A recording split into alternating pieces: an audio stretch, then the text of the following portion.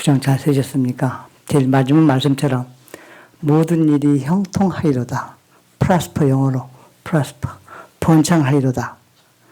형통하리라면 특별히 기억나시는 우리 신앙의 선배 없으세요? 조상님? 요셉. 항상 하나님이 같이 하심으로써 형통하신 분이잖아. 프라스퍼 하신 분이 그 성경에 잘 나와 있죠. 오늘은 말씀의 주제가 그리스도의 옷과 그리스도인의 기름이다. 그럼 먼저 명화를 좀 본 다음에 아마 젊은 친구들은 금방 이 영화를 보면 알 거예요. 어르신 분들을 위해서 설명을 하면 그냥 별건 아니에요.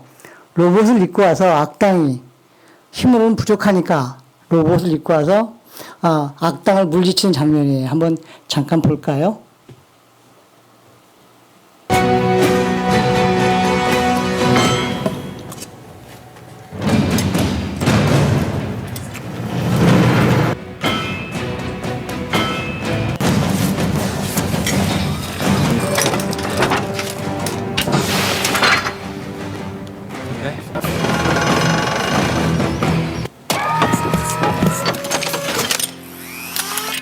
Jarvis, you there? At your service, sir.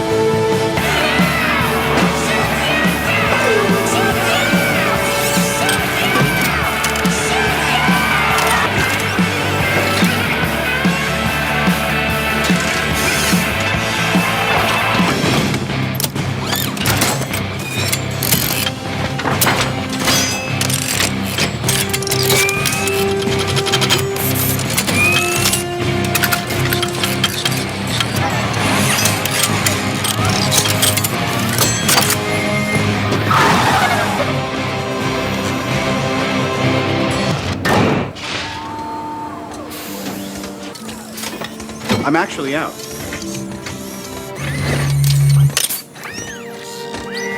Sir, I'm afraid he's insisting. Gross spine, Jarvis. I got a date.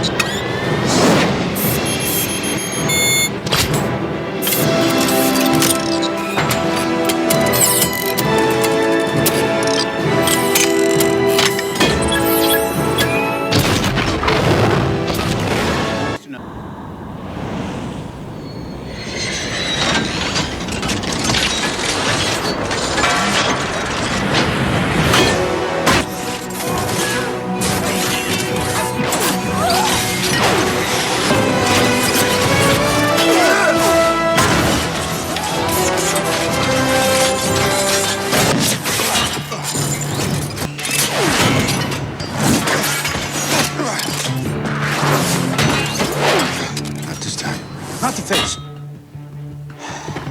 Whew, it's good to be back.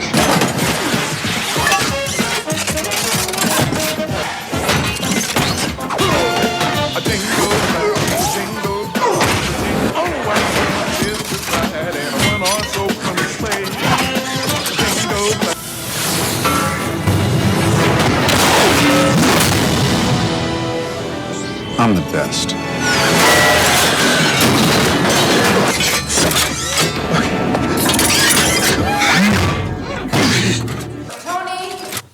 I'm the best, we are the best. 우리도 이런 갑옷을 입으면은 베스트가 될 것 같아요.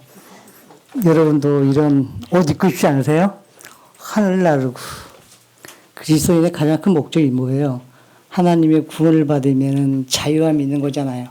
우리도 이런 로봇 옷을 입고 아이언맨처럼 자유를 향해서 날아갈 수 있어요. 이런 로봇을 뭐라 그러죠? 지금 개발하고 있잖아요. 웨어러블 로봇이라 그래요. 입을 수 있는 로봇.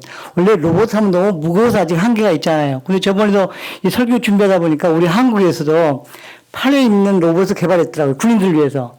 이걸 입으면은 무거운 군인들이 무거운 물건들을 얼마든지 쉽게 들쓰면서 에너지를 절약하면서 자유롭게 방어업무를 할 수 있겠나 봐요. 아무튼 우리 인간은 원래 연약한 존재잖아요. 그래서 주님을 의존하는데 이런 로봇을 입으면 힘만 날 뿐 아니라 우리가 편안한 옷을 입으면 그러잖아요. 마음이 편안하고 주님을 만나니까 자유롭잖아요. 그죠? 우리한테 원죄를 가져오셨나요? 아담과 하와의 가장 큰 문제가 뭐였습니까? 우리 조상이시잖아요. 아담이란 말은 맨이란 말도 있죠. 히브리에서. 근데 아담이 가장 큰 범죄가 뭡니까? 주님이 하신 언약을 깼어요. 내가 너 이 약속을 지키면은 영생하리라. 얘가 약속을 주셨는데 그 약속을 깼어요. 즉, 주님과의 관계가 깨져버렸잖아요. 제일 중요한 거는. 주님과의 관계만 깨졌나 봐요. 뭐, 인간과의 관계도 깨지고, 아무튼 하와의 그런 아담의 그런 실수로 인해서 주님과의 관계가 깨지니까 그 마음이 뭐였어요? 눈이 밝아져서 주님과 같이 하려고 하는 교만한 마음 때문에 그걸 먹는 바람에, 선악과를 먹는 바람에 주님과의 관계가 깨져버렸잖아요. 그러다 보니까 죄를 지어서 죄책이 들어요. 우리 죄를 지면 어떤 생각이 들어요? 죄를 지면은 어떤 마음이, 어떤 느낌이 들어옵니까? 다 그러잖아요. 뭐 우리가 자범죄든 원죄든 간에 죄를 지면은 불안하고 두려워요. 역시 아담과 하와도 자기의 옷이 벌거벗은 게 보여줬고 창피하고 불안해요. 두려워요. 그래서 주님이 제일 먼저 하신 게 뭐죠? 이제 무화과로 입었던 그 나무 잎사귀도 그만 입고 그만 입지 말고 뭐예요? 가죽 옷을 지어주셨잖아요. 가죽 옷. 얼마나 편안하고 기분이 좋았을까. 하나님한테 혼나고 벌을 받다가 하나님이 손이 직접 가죽 옷을 지어주셨단 말이에요.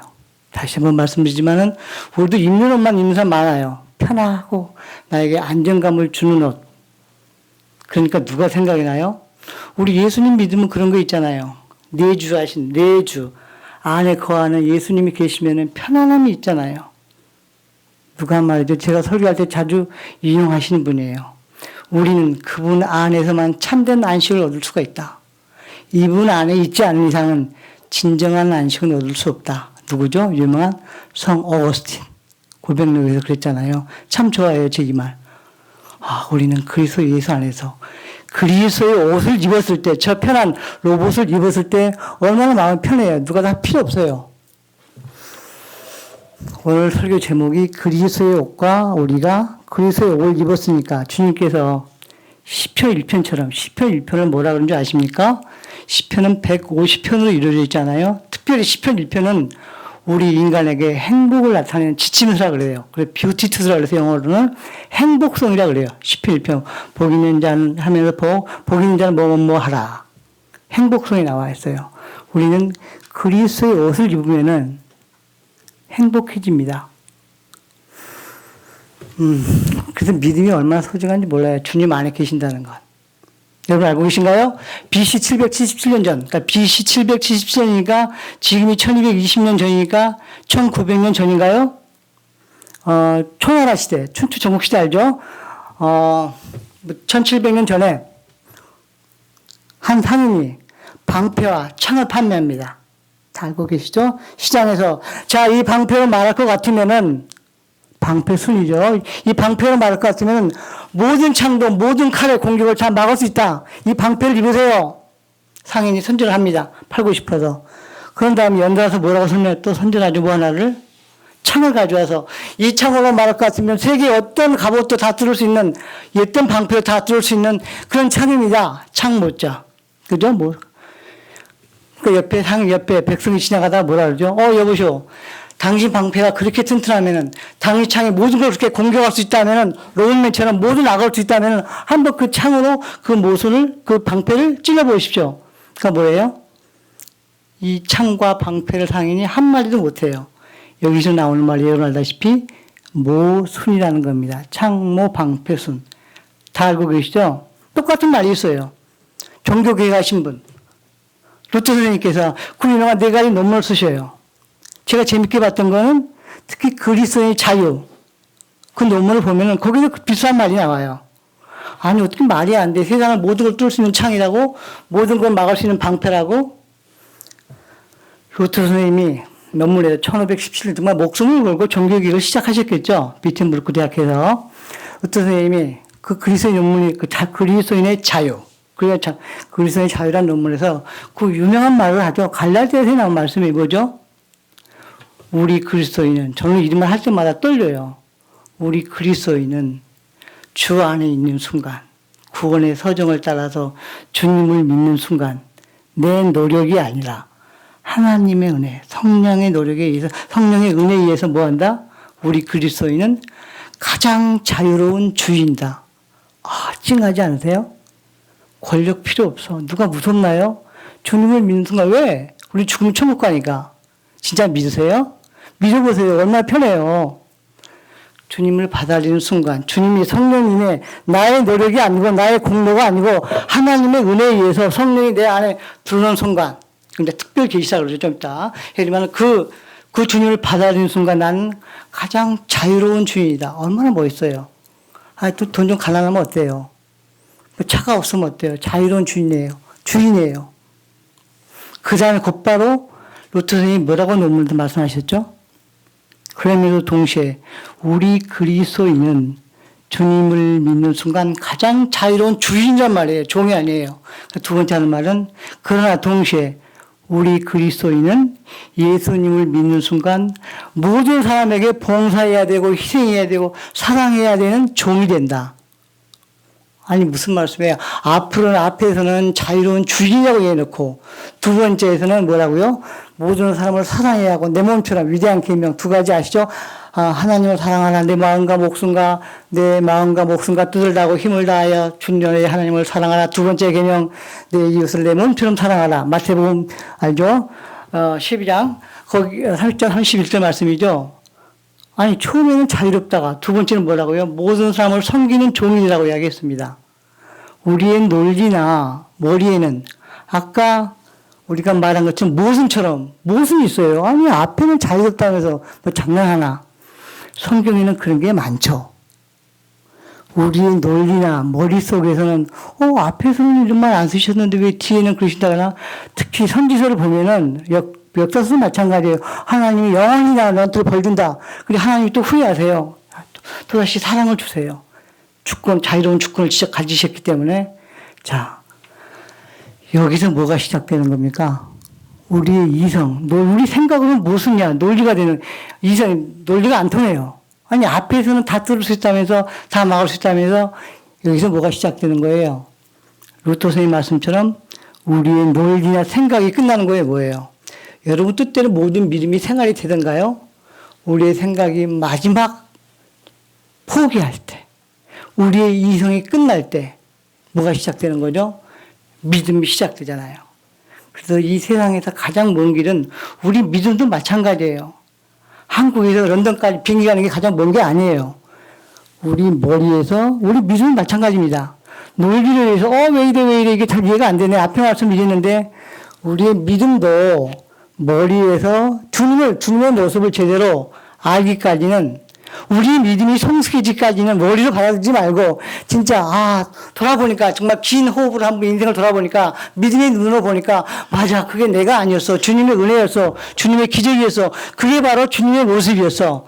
우리의 머리에서 가슴까지 우리의 믿음이 이어지는 것은 정말 시간이 많이 걸립니다. 다 괜찮아 있어요. 시냇가 가서 신겨진 나무처럼 어떻게 뿌리를 내리고 주님의 뜻을 따라 시간을 따라 철을 따라 언제 열매 맺느냐 이건 다 달라요. 그러나 우리가 정말 그 시간은 모르죠. 주님만이 아는 시간이죠. God's time. 주님의 시계만 있어요. 그러나 그것을 믿으면서 받아들이는 언젠가는 우리의 믿음도 머리에 있던 믿음이 가슴으로 내려가잖아요. 사랑도 머리만 가면 안 돼요. 언젠간 너가 벨벳 토끼처럼 언젠가는 내 자신이 희생하고 머리가 빠지고 피부의 윤기가 약해질 때 정말 많은 사랑을 내가 베풀 때 주님의 모습이 나타나잖아요. 자, 그럼 여기 잠깐 하나만 우리가 말씀 많이 합니다. 하나님은 어떠신 분이에요? 한번 우리가 보통 그 조직신학이라 그래요. 하나하나 제 시간에 그걸 정리해드릴게요. 하나님을 연구하시냐? 하나님이 어떤 속성이 있어요? 우리 머리도 이해가 안 되고 가슴으로 받아들이는 것. 한번 볼까요? 물론 웨스트민스터 신앙고백서 제2장에 잘 나와 있지만은 우리가 보통 그거 하나 물어보겠습니다. 여러분의 친구들이 또는 자제분들이 엄마, 아빠, 하나님이 어떠신 분이야? 물어보면 뭐라고 대답하세요? 보통 하나님은 좋으신 분이야? 어떤 분이야? 그러면 제가 여기서 제가 또 재밌게 본 책 하나 있습니다. 리차드 백스터의 참된 목자 사랑의 책이 있어요. 거기에 보면은 영혼도 리폼드 파스톨 해가지고 하나만 알아두세요. 우리는 장로교잖아요. 장로교는 개혁주의라고 그래요. 리포미즘 해가지고 헷갈리지 마세요. 다 같은 말이에요. 개혁주의 장로교. 자, 리차드 백스터가 자기의 책, 유명한 책이에요. 여러분들 또 시간이 되면 한 번씩 읽어보세요. 참된 목자상. 저는 거기서 가장 기억에 남는 게 그거였어요. 목사, 네가 우상되지 말라. 아우, 충격적이었어요. 교회가 커지면 목사가 우상화된대요. 그래서 그렇겠다. 충분히 생각이 세속화되는 거죠. 거기서 아주 재밌게 했었어요. 17세기 아마 이분이 목자, 그 영국 선교도 목사님이실 거예요. 리차드 백서가 하나님은 어떤 분이신가 다 아는 겁니다. 뭐 전지하시고 전능하시고 뭐 편지하시고 모든 것을 다 계시는 건데 재밌게 했었어요. 영국에서 이렇게 대답을 하는 거예요. 아빠, 하나님은 어떤 성격 가지고 계셔? 그럼 이렇게 보통 아빠들이 대답하나 봐요. 그 책에 나온 겁니다. 참된 목자상. 태초에 하나님이 계셨는데 그에게는 시작도 없었고 끝도 없을 것이며 그는 우리와 같이 육체를 입은 분이 아니라 가장 순결하고 영적인 존재입니다. 참 멋있잖아요. 웨스트민스터는 조금 지적은 너무 어렵게 나왔어요. 그 다음에 그는 하나님은 모든 것을 알고 계실 뿐만 아니라 전시 무슨 일이든지 할 수 있어요. 뭐든지 뚫을 수 있고 뭐든지 막을 수 있단 말이에요. 우리한테는 무슨 일이지만은 하나님은 모든 걸 공격할 수 있고 어떤 사탄의 공격도 막을 수 있단 말이에요. 모든 전능하다는 얘기죠. 어디에나 계시죠. 무슨 일이든지 하실 수 있습니다. 또한 그는 모든 선한 일을 행하셔 자기 안에서 축복을 주시는 분입니다. 이 하나님은 한 분이시지만 그에게는 삼위가 있습니다. 삼위일체. 영어로 트리니티라는 것. 본질은 하나이나 세 가지 위격으로 존재한다. 좀 어려운 말이지만 우리 장로교는 그걸 알아둬야 돼요. 삼위일체. 본질은 하나지만 유사한 게 아니라 동일한 본질이지만 세 가지 위격이 있다. 삼위가 뭐죠? 성부, 성자, 성령. 말씀을 그렇게 전달합니다. 삼위일체 꼭 알아야 돼요. 장로교니까. 우리는 그런 하나님의 옷, 그리스도의 옷을 입고 있잖아요. 그러니까 편하지 않아요. 때로는 시험에 빠지기도 하지만은, 자, 그 우리가 입는 저 로맨처럼, 로보캅처럼 또는 아이언맨처럼 에베소서 6장 볼까요? 우리가 입는 그리스도의 옷이라는 게 뭐예요? 아까 성 어거스틴도 그런 말 했잖아요. 13장 14절이죠. 좋아하는 말이에요. 오직 주 예수 그리스도로 입고 정욕을 위하여 육신의 일을 도모하지 말라. 성 어거스틴이 어떤 사람이었어요? 우리 유명한 신학자이기도 되지만은 얼마나 세상에 항공과 쾌락에 빠진 사람이 있잖아요. 그 엄마 모니카의 기도에 의해서 정말 오래오래 오랜 후에 밀라노 청원에서 주님의 말씀 로마서 로마서 읽으면서 그 말에 충격받아가지고 오직 주 예수 그리스도로 입고 정욕을 위하여 육신의 일을 도모하지 말라. 사탄의 시험에 넘어가지 말라. 유명한 성 어거스틴의 중생의 고백이잖아요. 자, 에베소서 6장에 우리가 입는 그리스도의 옷이 설명 잘 나와 있습니다. 여러분이 다 아는 겁니다. 6장 11절 마귀의 관계를 능히 대적하기 위하여 하나님의 전신갑주를 입어라. 아이언맨이 되라. 14절 그런즉 서서 진리로 너의 허리띠를 띠고 의의 호신경을 붙이고 호신경이 뭐예요? 앞에 붙이는 방패를 말해요. 호신경. 앞에 전투 옛날에 보면은 저기 창이나 활에 이런 걸 막기 위해서 앞에 붙인 방패를 말합니다. 조그만 갑옷 같은 거. 그런즉 서서 진리로 너희 허리띠를 띠고 의의 호신경을 붙이고 에베소서 6장 15절 말씀입니다. 평안의 복음이 준비한 것으로 신을 신고 모든 곳 위에 믿음의 방패를 가지고 이로써 능히 악한 자의 모든 불 화살을 소멸하고 다 막을 수 있어요. 하나님의 갑옷은 모순이 아니에요. 다만 내가 믿음으로 받아들일 때 17절 구원의 투구와 성령의 검 하나님의 말씀을 가져라. 우리가 지금 현재 구정 설날 입는 옷 이미 입고 있어요. 그리스도의 옷을 입으면서 시편 1편에 들어갑니다. 시편은 뭐라고 그랬죠? 행복성이에요. 우리가 행복을 위해서 지켜야 할 길. 특히 이제 시편을 한번 살펴볼까요? 시편은 어떤 성경이죠? 성경은 66호 가운데 다른 성경은 보통 하나님이 아까 말씀드렸죠. 언약 같은 거예요. 너 열심히 다른 우상 숭배하지 말고 내 말씀 내 말씀 지키고 그 명령대로 행하면은 내가 너한테 복 줄 거야. 위에서 하나님이 많이 주시는 거예요. 시편은 뭐예요? 시편은 구구절절해요. 150편이잖아요. 근데 시편 1편은 행복성이에요. 우리 저기에 대한. 근데 거기는 덕만 있는 게 아니죠. 시편은 뭐예요? 구구절절히 주시는 하나님의 말씀이잖아요. 거기서 우리가 배우는 시편은 크게 분류를 하면은 150편인데 우리 알다시피 몇 군으로 나눠져 있죠? 시편은 우리 인간이 특히 이제 한번 보세요. 힘들 때, 좀 이따 얘기하겠지만 힘들 때 우리 인간이 하나님한테 부르짖는 성경이에요. 보세요. 다른 성경은 뭐 하나님의 선지서, 성문서, 뭐 역사서 보면은 하나님이 온갖 선지자를 통해서 보여주는 건데 이 시편은 우리 그 성도들이 삶의 자리, 지스님 레벨인가요? 삶의 자리에서 우리의 고통과 기쁨을 위로 올린 거예요. 그 시편의 구성을 한번 살펴봐요. 시편은 우리 알다시피 150편으로 이루어져 있습니다. 근데 보통 시편 150편은 몇 권으로 나누죠? 5권으로 나누잖아요. 5권 알고 있죠?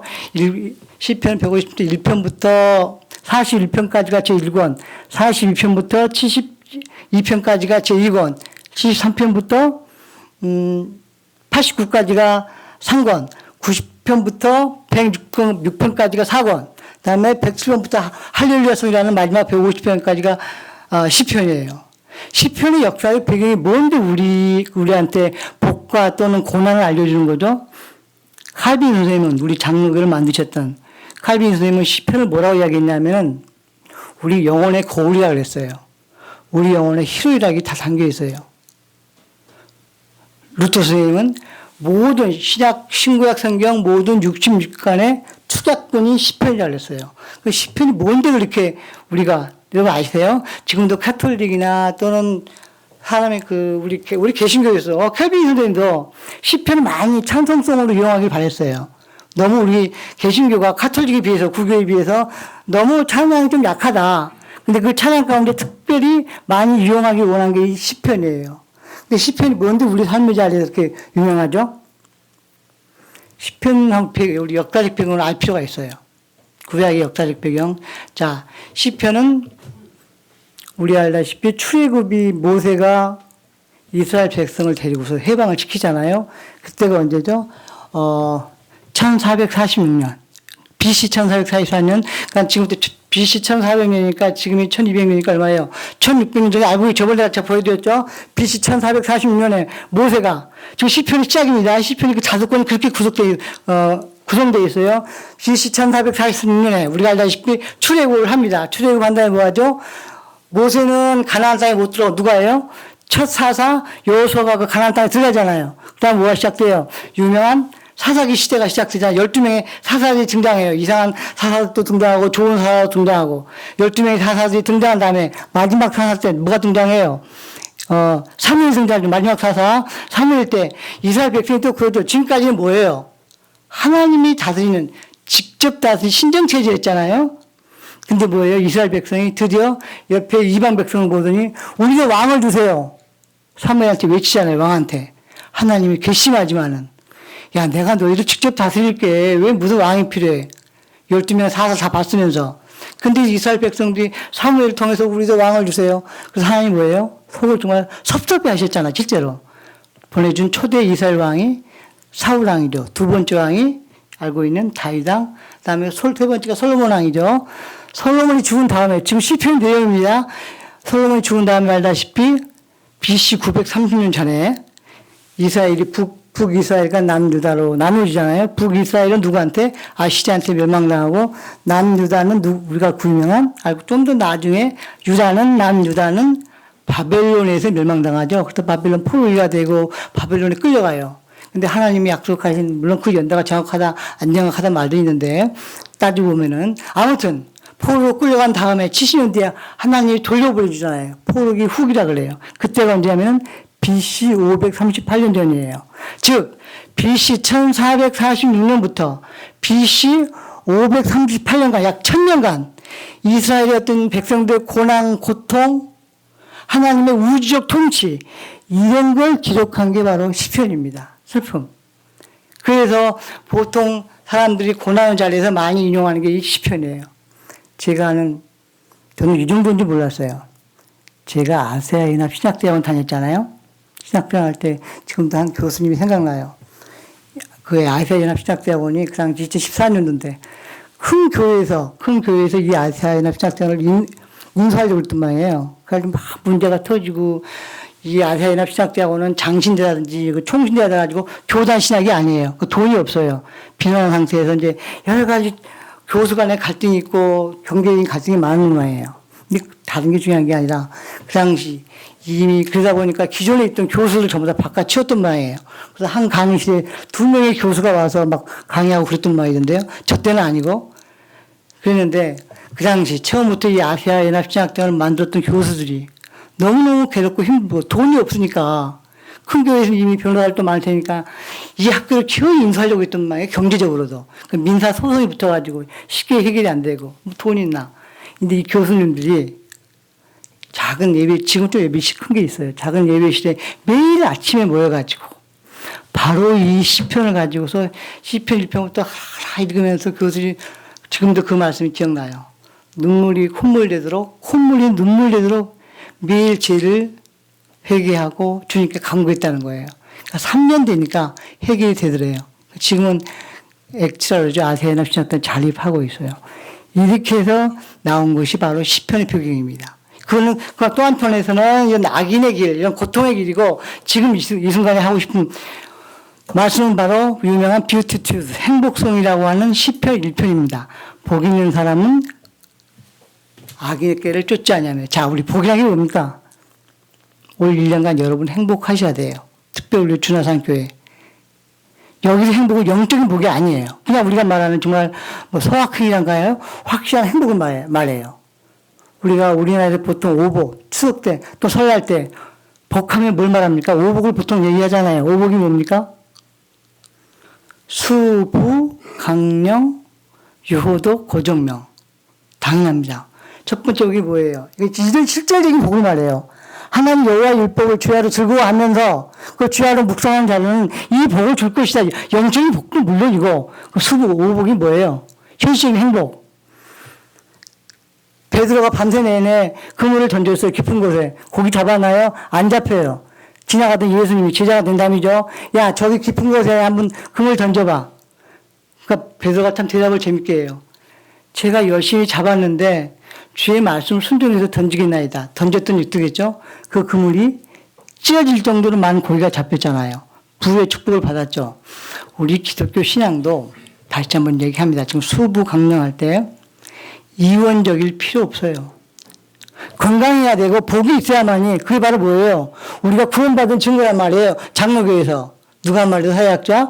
베버가 한 말이에요. 미국이 이렇게 잘 살아. 자본주의가 왜 이렇게 잘 돼 있어? 유명한 프로테스탄티즘과 자본주의 정신. 우리가 열심히 성경에 나온 것처럼 칼빈 선생님이 말한 것처럼 열심히 하나님의 말씀을 따서 근면하고 성실하고 전략했을 때, 그 다음에 부를 많이 모았을 때 이게 바로 뭐라고? 구원의 증거다. 그러니 물질적인 부, 문제는 그걸 추구하는 게 문제죠. 기복주의, 근본주의. 그거를 복이 되기 위해서 교회에 온 것이 아니라 하나님의 말씀을 믿고 열심히 내 생활하면서 이 삶의 자리에서 우리 생활, 영역 주권이라고 그런단 말이에요. 교회만 있는 게 아니죠. 내일 모레 또 우리 직장 나가지 않습니까? 직장 생활에서 주의 말씀을 들으면서 이 행복을 하나하나 이루어 갈 때 뭐예요? 그게 바로 구원의 증거다. 자, 미국 봐라. 그걸 그 유명한 사회학자 막스 베버의 프로테스탄티즘과 자본주의 정신이에요. 우리가 열심히 해야 돼요. 그걸 너무 추구하고 그걸 근본이 있는 게 문제가 되는 거죠. 수부, 자, 예배에서 말씀한 것처럼 그런 복도 필요합니다. 오래 사는 복. 그 다음에 건강의 복. 건강이 뭐예요? 우리가 주의 말씀을 지키면서 자기 몸을 관리하는 것. 독일 속담에 그런 게 있대요. 만 50세가 넘어가서도 약을 2가지 먹지 않으면 비정상이라고. 그러니까 최소 50세 이상 되면 2가지 약은 먹는 모양이에요. 우리 건강의 축복, 하나님이 주신 거 주시면서 오래 장수하면서 주님의 나라를 태워가는 것. 이런 행복을 이루는 게 바로 그런 얘기 나옵니다. 자, 그럼 우리가 이런 행복을 이루기 위해서는 어떻게 해야 됩니까? 지침서 하면서요. 시편 1편이 지침서가 있습니다. 행복을 이루기 위한 지침서. 그럼 그리스도의 옷을 입고 그리스도인의 길을 가야 돼요. 그럼 그리스도의 옷을 입는다는 게 뭡니까? 별거 아니죠? 근데 별거 아니지만 어렵죠. 오직 여호와의 율법을 즐거워하며 주야로 그 말씀을 묵상하는 자로다. 하나하나 그 말씀을 먹으면서 그 말씀을 생각하면서 내 삶에 적용해 보는 것, 묵상하는 것.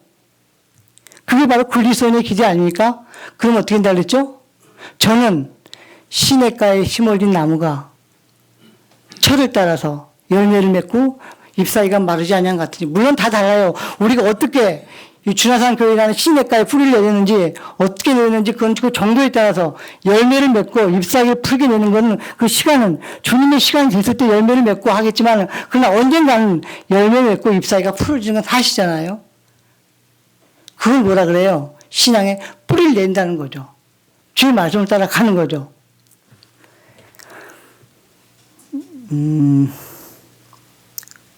시냇가에 심은 나무란 게 뭡니까? 우리 준호산 교회가 지금 제가 그런 생각을 많이 해요. 준호산 교회 항상 오면서 이 준호산 교회 자체가 하나의 시냇가예요. 서로 음식을 떼면서 찬양을 하면서 주의 말씀을 최하로 묵상하면서 여기서 이겨나가잖아요.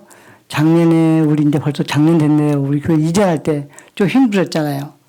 그때도 우리 김혜영 집사님이 선극하는 거 보면서 우리 교회가 정말로 시냇가에 심어진 나무처럼 정말 그때는 저도 조금 불안하더라고요. 우리 목사님 그때 사진 보내주신 거 보면서 마음이 짠하기도 하고 우리 교회가 정말 시냇가에 심어진 나무처럼 말씀 위에 잘 설 거는 확실히 안 돼.